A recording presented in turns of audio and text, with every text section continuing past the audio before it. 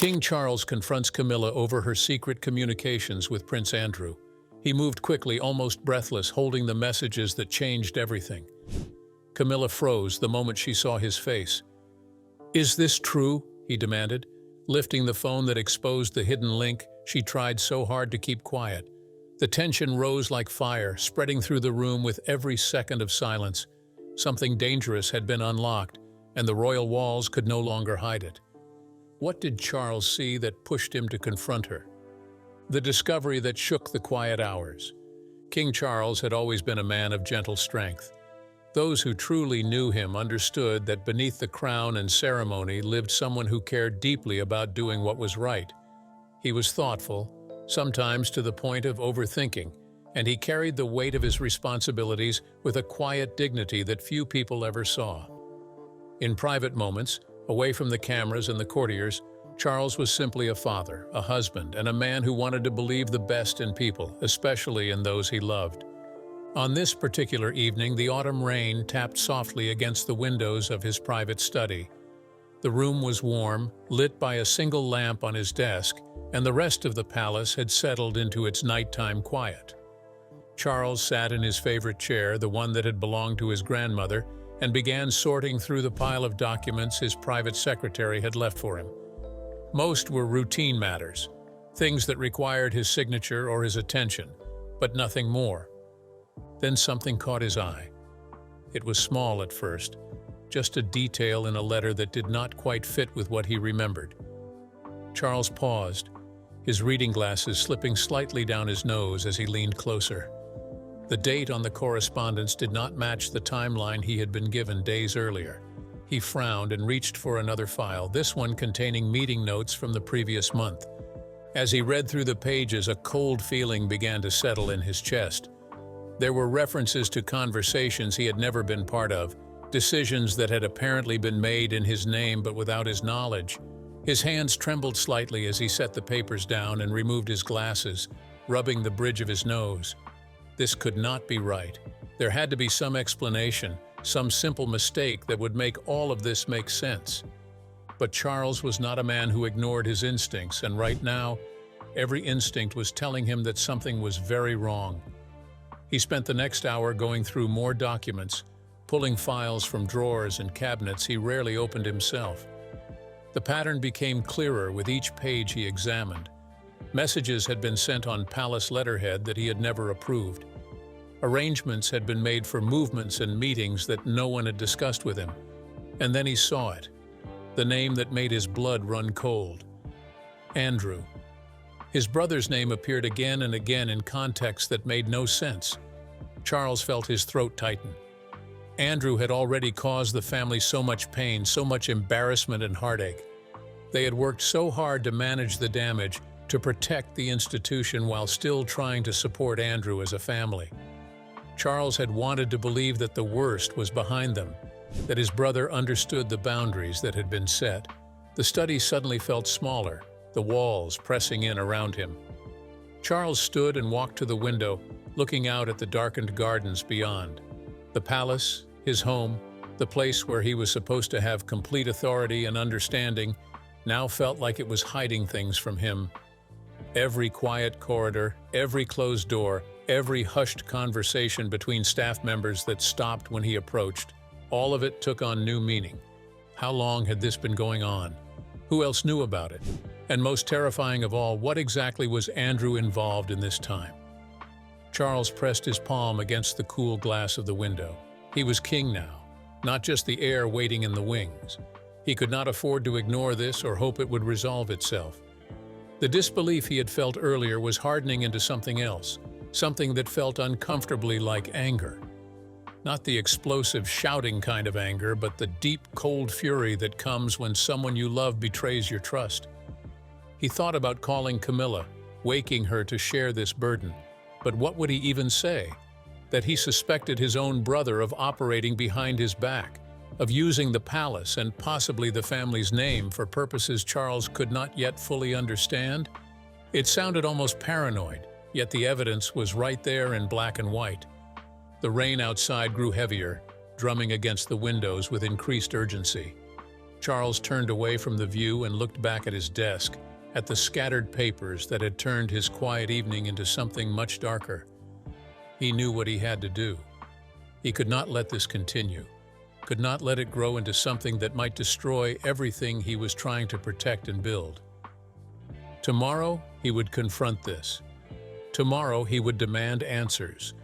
Tomorrow, he would be the king his position required him to be, even if it meant facing painful truths about someone he had known and loved his entire life. But tonight, in the silence of his study, Charles allowed himself to feel the full weight of his fear. The palace had never felt colder, and the shadows in the corners seemed to hold secrets he was only beginning to uncover. What truth would be waiting for him when dawn finally came? The queen who carried secrets in her heart? Queen Camilla had never been the kind of woman who sought the spotlight. Throughout her life, she had learned to navigate difficult situations with grace and patience, always choosing kindness over confrontation when she could. On this particular evening, Camilla sat in her private sitting room, a small space within the palace that truly belonged to her alone. It was not grand or formal like the staterooms. Instead, it held her books, her photographs, and the comfortable furniture she had chosen herself. The lamp beside her chair cast a warm glow across the page as she wrote, her handwriting careful and deliberate. But her face told a different story than the peaceful scene suggested. Her expression kept changing, shifting from something almost calm to something that looked painfully close to worry. Every few sentences she would pause and stare at what she had written, as if questioning whether the words were right, whether this was the right thing to do at all. The letter she was composing was not meant for anyone's eyes but one person, and that alone filled her with a complicated mixture of emotions she could barely name. Andrew had reached out to her weeks ago, and she had made the choice to respond. She told herself it was compassion, that it was simply being there for family during a difficult time. But somewhere deep inside, Camilla knew it was more complicated than that. She understood what it felt like to be cast aside, to have the world decide you were beyond redemption. When Andrew had written to her, expressing fears and concerns he could not share with anyone else, she had felt something shift in her heart. These were not casual messages between in-laws exchanging pleasantries about the weather. They held real weight, real emotion. Andrew had confided in her about things he was worried about, decisions he was struggling with, fears that kept him awake at night. And Camilla, perhaps against her better judgment, had listened. She had offered words of understanding, had shared her own thoughts about navigating impossible situations when everyone seemed determined to see the worst in you. She knew these letters could never reach Charles. The thought of her husband discovering this correspondence made her chest tighten with genuine fear. Charles was dealing with so much already, trying to establish himself as king while managing the countless pressures that came with the crown. He loved his brother, she knew that, but he also had to protect the monarchy. If he knew that she had been communicating with Andrew privately, offering sympathy and advice, it would feel like a betrayal. "I am only trying to help," she whispered to herself, setting down her pen and rubbing her tired eyes. But even as she said the words, she felt the doubt creeping in. The truth was that Camilla found herself trapped between two impossible loyalties. On one side stood her husband, the man she loved, the king who needed her support without question or complication. On the other side stood Andrew, flawed and struggling, yes, but still human, still family, still someone who had shown her kindness during her own darkest days when many others in the family had not. How could she turn her back on someone who was suffering, even if helping them put her in an impossible position? But how could she keep secrets from Charles, the person she had vowed to stand beside through everything? Camilla picked up the letter again, reading through what she had written. She was advising Andrew to be careful, to think before acting, to remember that his choices affected more than just himself. Was this wrong? Was offering guidance to someone who clearly needed it really such a terrible thing? She thought about destroying the letter, about cutting off this connection before it became something that could hurt the people she loved. But then she imagined Andrew, alone and desperate, making choices without anyone to counsel restraint or wisdom. What if her silence led to something worse? Her hands trembled slightly as she folded the paper. She would send it, she decided. Just this one more time. Then she would find a way to end this correspondence, to step back before... The sound of footsteps in the corridor outside made her freeze. They were not the usual distant sounds of staff moving through the palace. These steps were close, purposeful, and they were coming toward her door. Camilla's heart began to pound. She quickly tucked the letter beneath a book on the side table, her movements hurried and clumsy in a way that was completely unlike her usual grace. She smoothed her hands over her skirt and tried to compose her expression into something calm and natural. But as she watched the door handle begin to turn, one terrible question consumed her thoughts. Had he somehow already discovered what she had been doing? Had someone seen her letters, intercepted her messages, reported her secret communications to the king? Was it already too late to protect the fragile trust between them? The man in the middle of a storm. Prince Andrew had once been a man full of confidence and charm. Those who remembered him from earlier years spoke of someone who laughed easily, who loved adventure, who believed the world would always welcome him with open arms. Andrew sat in a modest room far from the grand halls of the main palace. The space was comfortable enough, but it felt like exile compared to the life he had once known. The walls seemed closer here, the silence deeper. His world had shrunk to these few rooms, these carefully monitored movements, this existence that felt more like punishment than protection. He stared at his phone, the screen casting a pale glow across his tired face.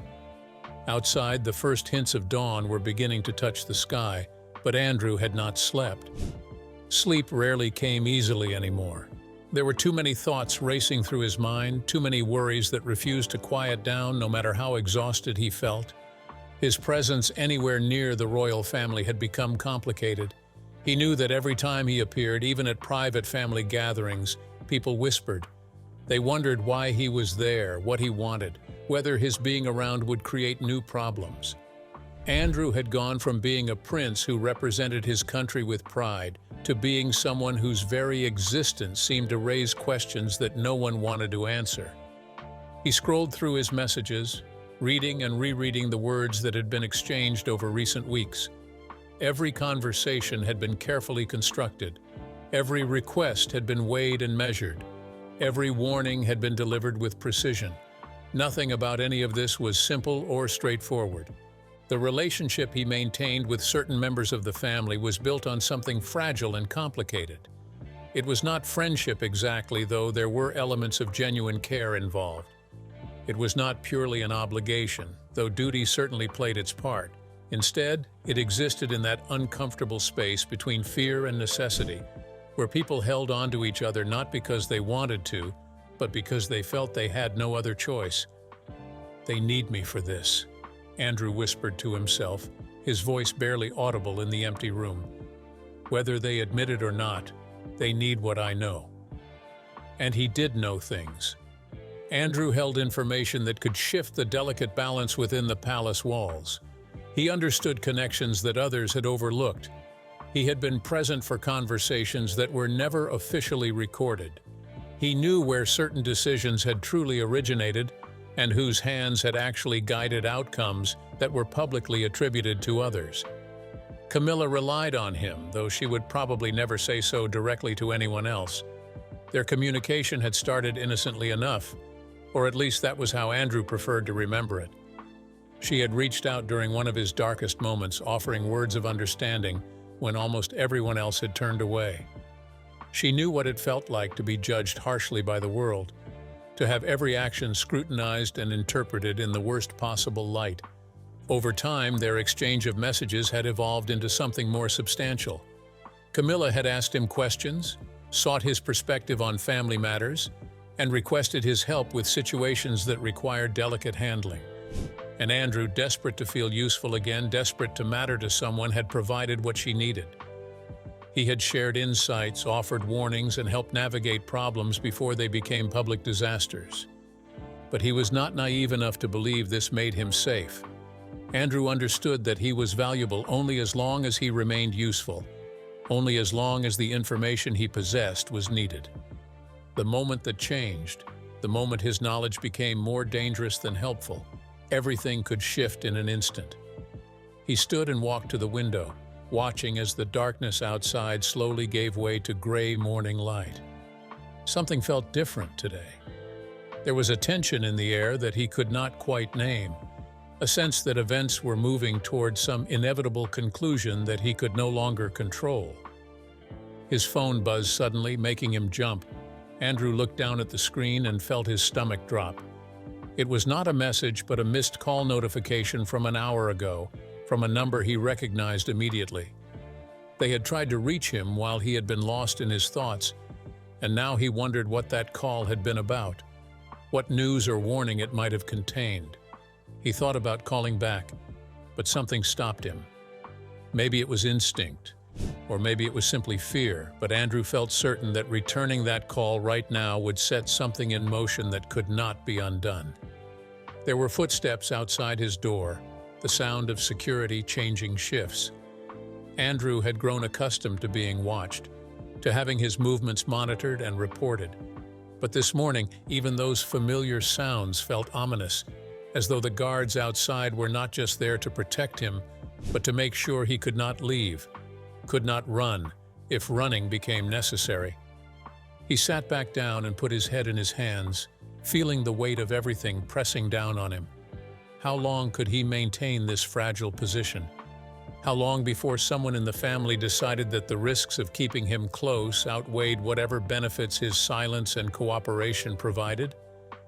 How long before Charles discovered the true nature of the communications that had been happening behind his back? Andrew had always known this arrangement could not last forever. He had always sensed that eventually someone would ask questions that demanded honest answers, answers that would reveal secrets he had been trusted to keep. The morning light grew stronger outside his window, but Andrew felt no warmth from it. He felt only the cold certainty that danger was moving closer with each passing hour. How long could he stay silent before someone forced the truth out of him? And when that moment finally came, whose side would he choose? His own survival, or the loyalty he had promised to someone who had shown him kindness when he needed it most? The king who confronted the one he trusted most.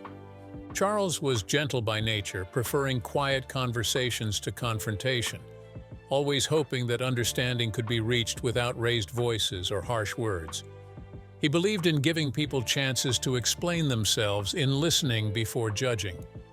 But beneath that gentle exterior lived a man who had been hurt too many times, who had learned that sometimes kindness was mistaken for weakness, who knew that being king meant making difficult choices even when they broke his heart. The walk to Camilla's private sitting room felt longer than it should have. Each step down the corridor gave Charles time to rehearse what he would say, how he would ask the questions that were burning in his mind. But no amount of preparation could calm the storm raging inside his chest. His hands felt cold despite the warmth of the palace, and his throat was tight with emotions he was trying desperately to control.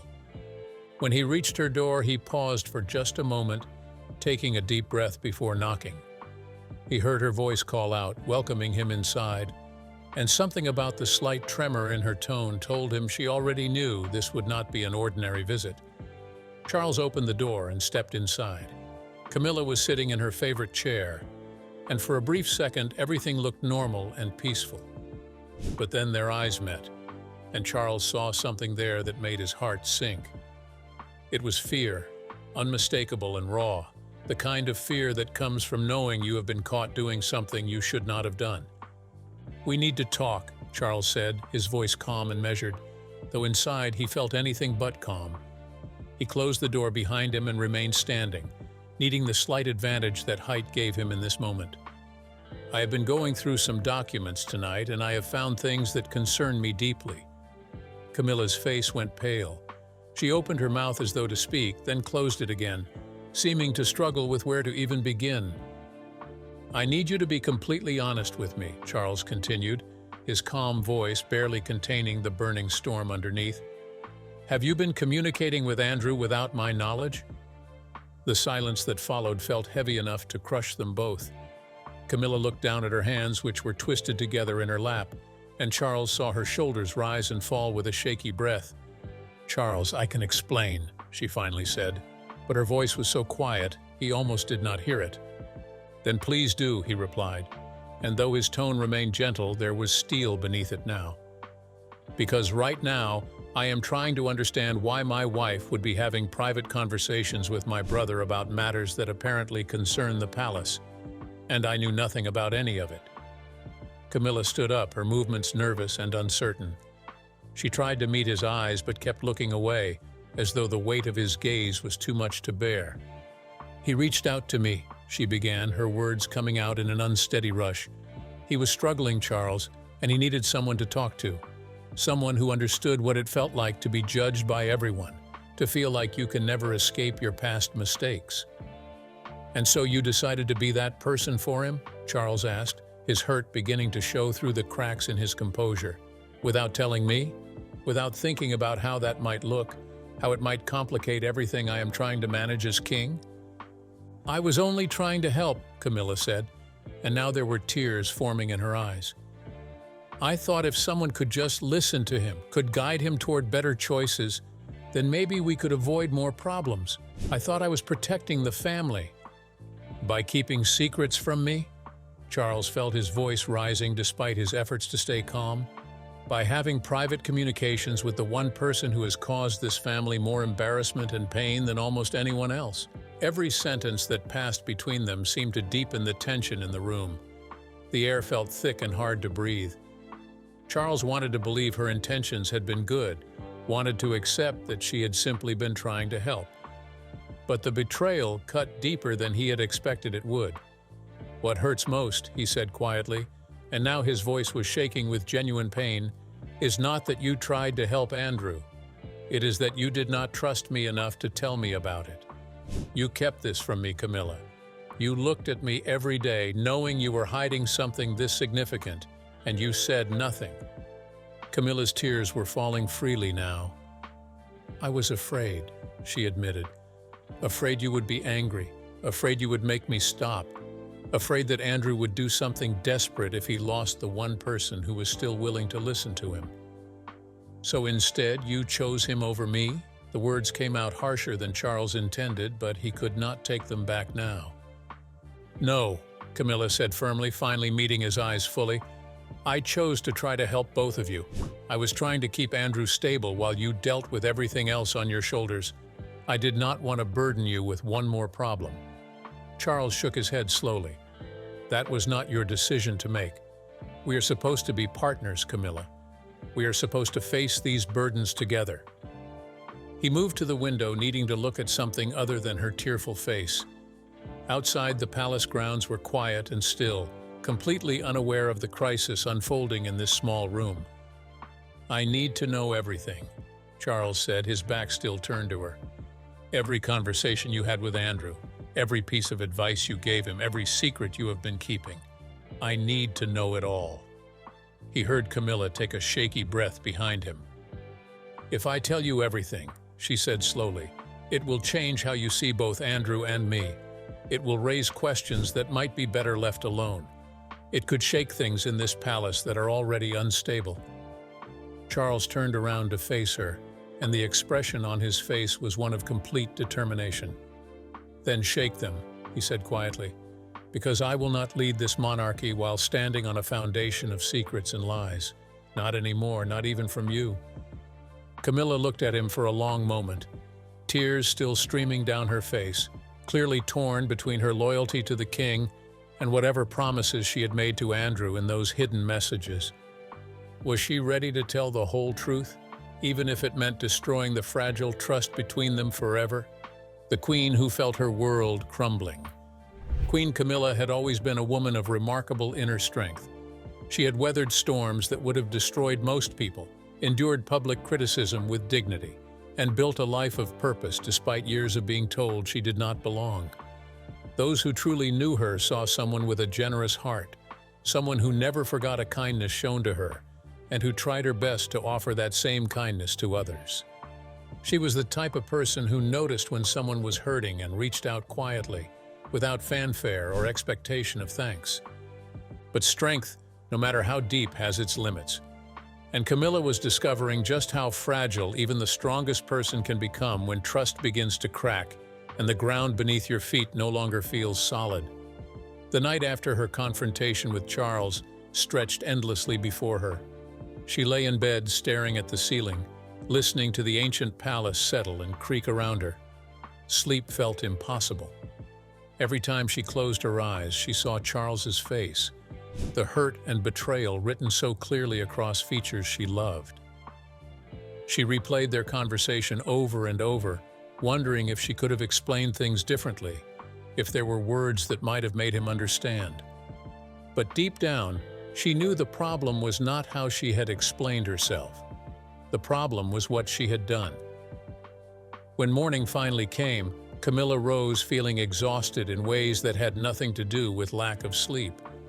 She moved through her routine mechanically, getting dressed, fixing her hair, putting on the composed face that the world expected to see. But inside, she felt like she was falling apart piece by piece. Every step she took through the palace corridors felt heavy and deliberate. And worse than that, every step felt watched. The staff members she passed seemed to look at her differently, though perhaps that was only her imagination playing cruel tricks. Did they know something had happened between her and the king? Had word already begun to spread through the intricate network of palace gossip that something was wrong with the queen? She tried to tell herself she was being paranoid, but the feeling would not go away. It clung to her like a shadow, following her from room to room, making her second-guess every interaction. By the second day, Camilla noticed something else that made her stomach twist with anxiety. Andrew had gone completely silent. The messages that had once come regularly, the requests for advice and the sharing of concerns, had stopped entirely. She checked her phone repeatedly, wondering if perhaps she had missed something, if there was a technical problem preventing his communications from reaching her. But there was nothing.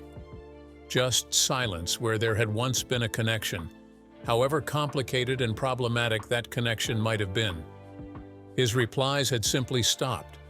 His presence, which had been a constant thread in her life for weeks now, had faded away, as though he had never existed at all. Camilla did not know whether to feel relieved or terrified by this sudden absence. Had someone gotten to Andrew? Had he been warned to cut contact with her? Or had he simply decided to protect himself by disappearing, leaving her to face whatever consequences were coming alone? The uncertainty was almost worse than knowing the truth would have been. As days passed, Camilla began to notice other changes throughout the palace. They were subtle at first, easy to dismiss as coincidence or imagination. But they accumulated, building into a pattern that could not be ignored. Staff members who had always greeted her warmly now offered polite but distant smiles.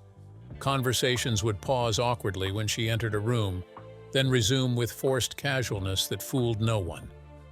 The palace, which had finally started to feel like home after so many years, was becoming foreign territory again.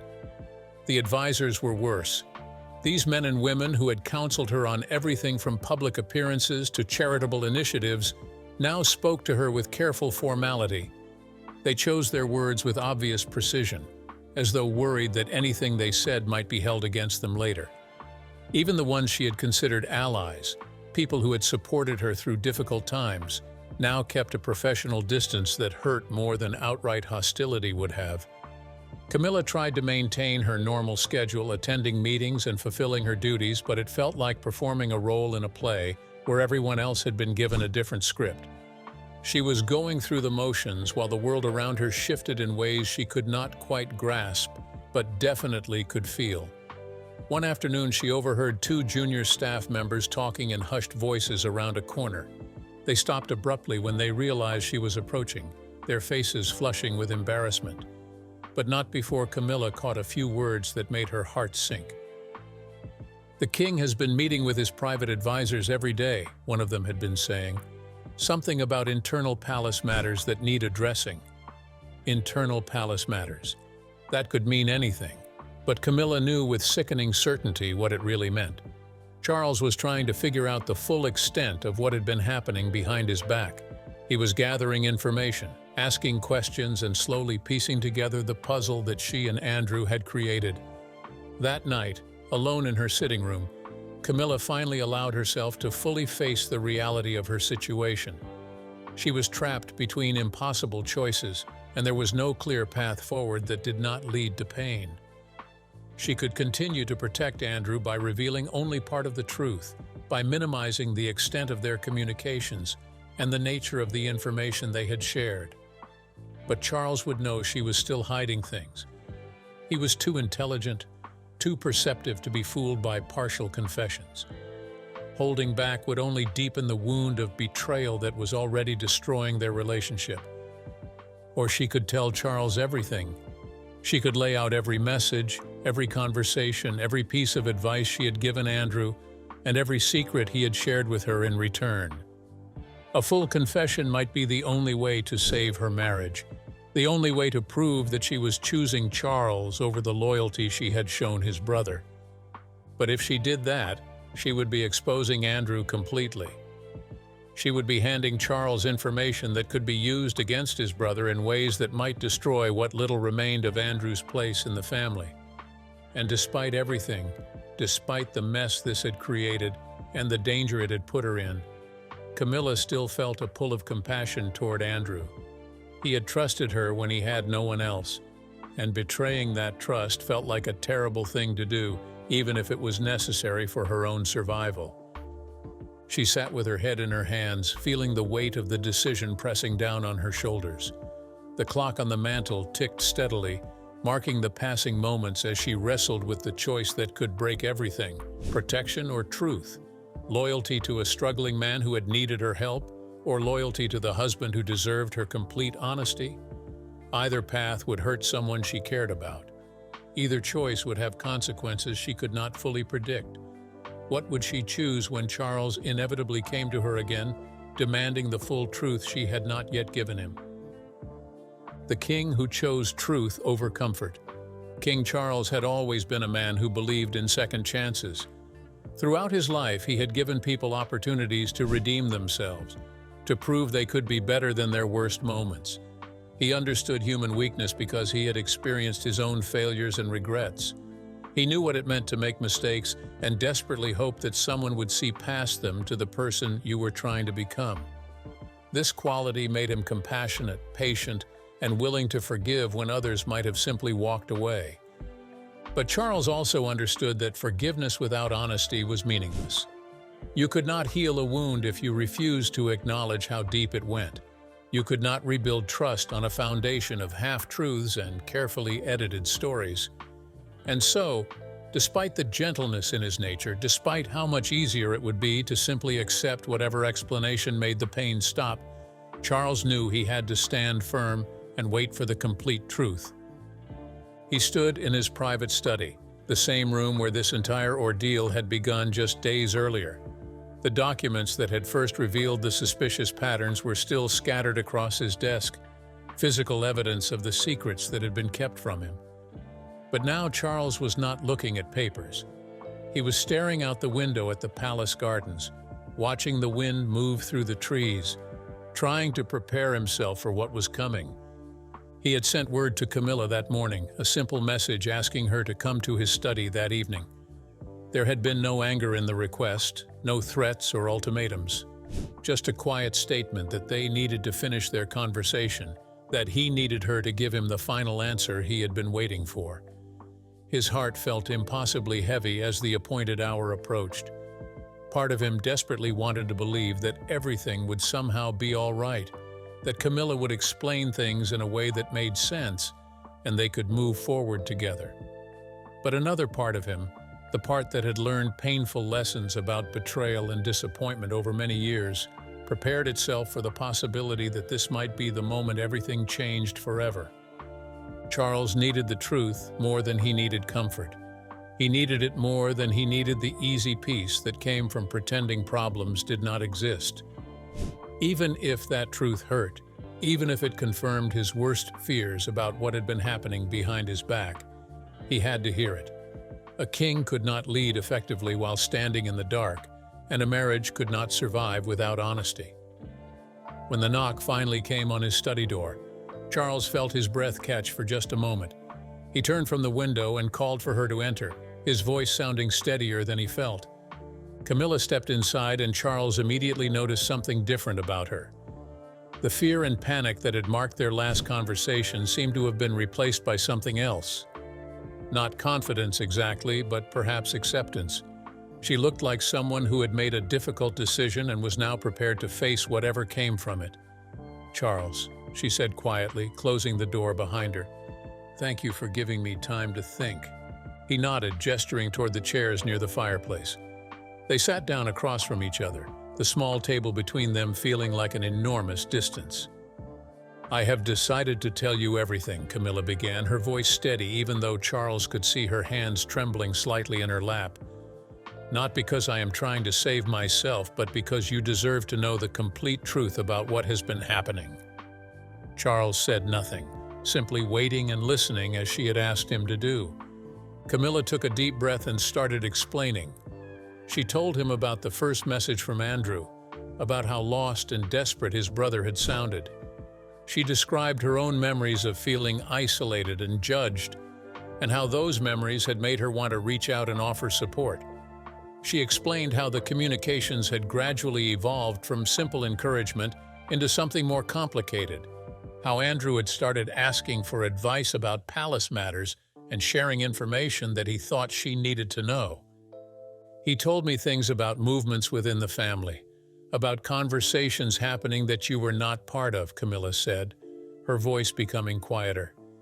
"He believed there were people trying to isolate you, trying to control what information reached you, and he thought by telling me, I could help protect you." Charles felt anger flash through him. "Protect me? By keeping secrets from me?" "I know how it sounds," Camilla said quickly. "I know it was wrong. But at the time I convinced myself I was doing the right thing. I thought if I could quietly manage Andrew, keep him stable and guide him away from making more mistakes, then you would not have to deal with yet another crisis on top of everything else." She continued talking, laying out every conversation, every piece of advice she had given, every warning Andrew had shared with her about various palace staff members and advisors. Her voice remained steady throughout, even as she revealed details that clearly painted her actions in a difficult light. She was not trying to make excuses or minimize what she had done. She was simply telling him everything, exactly as he had demanded. Charles listened in silence, his face giving away nothing of the storm of emotions raging inside him. He heard pain in every word she spoke, genuine regret for the position she had put them both in. But he also heard the reasoning that had led her down this path, the twisted logic that had convinced her that secrets were somehow a form of protection. When Camilla finally finished speaking, the room fell into heavy silence. She looked at him with red-rimmed eyes, waiting for his judgment, for the verdict that would determine whether their marriage could survive this breach of trust. Charles stood up slowly and walked back to the window. He stood there for a long time, weighing everything he had just heard against everything he knew about duty, love, and the responsibilities of being king. "I believe you thought you were helping," he finally said, his back still turned to her. "I believe your intentions were not malicious. But Camilla, you made choices that undermined my authority and created exactly the kind of hidden channels of communication that destroy institutions like ours."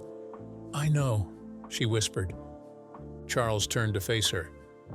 "I also know that you have just shown me more honesty than many people in my life have ever been willing to give. You could have continued hiding things, could have told me only part of the story. But you chose truth instead, even knowing it might cost you everything." He walked back to where she sat and looked down at her tear-stained face. "We will move forward from this," he said quietly. "But things cannot be as they were. There will need to be changes, boundaries that are clearer than before. And Andrew will need to answer for his part in all of this." Camilla nodded, relief and sorrow mixing together on her face. In the days that followed, the palace grew quiet once more.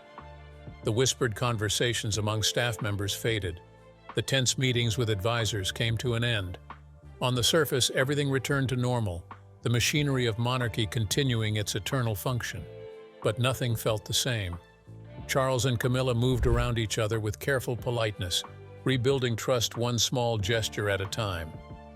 Andrew remained silent and distant, apparently waiting to see what consequences would fall upon him.